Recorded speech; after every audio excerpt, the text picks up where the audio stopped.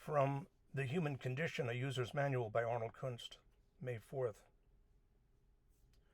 For he makes the rain to fall on the unjust as on the just.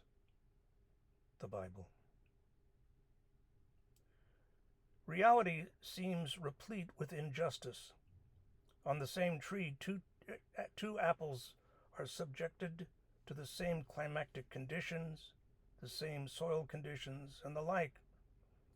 Yet the wind that appears to blow equally on both will blow one off the tree onto the ground where it will rot and die, while the other will remain to ripen fully.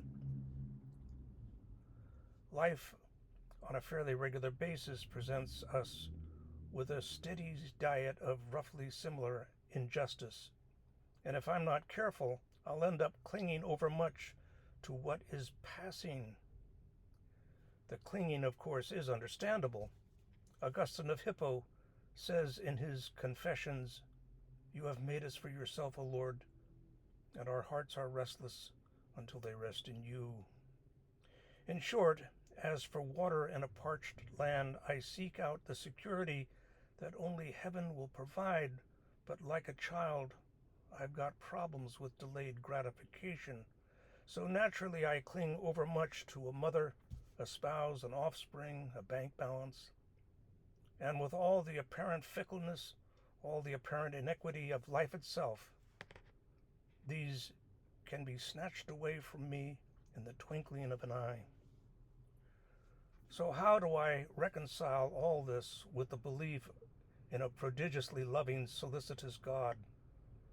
A God not with a will that he demands I obey, but rather a longing he craves I comply with. What seems to me to be evil from my puny perspective must not be nearly as evil as at first appears, but only apparently so. For now I see through a mirror darkly, but then, as Paul says, I shall see face to face. Now I know in part, then I shall know, even as I am known. If the evil apparent in this or that calamity were what you might call hermetically sealed evil, he wouldn't allow it to happen. I think it's that simple. But evil, all manner of evil, does happen, and on a regular basis. For the seed must first fall into the ground and die before it springs forth to give life a hundredfold. He's got it all figured out.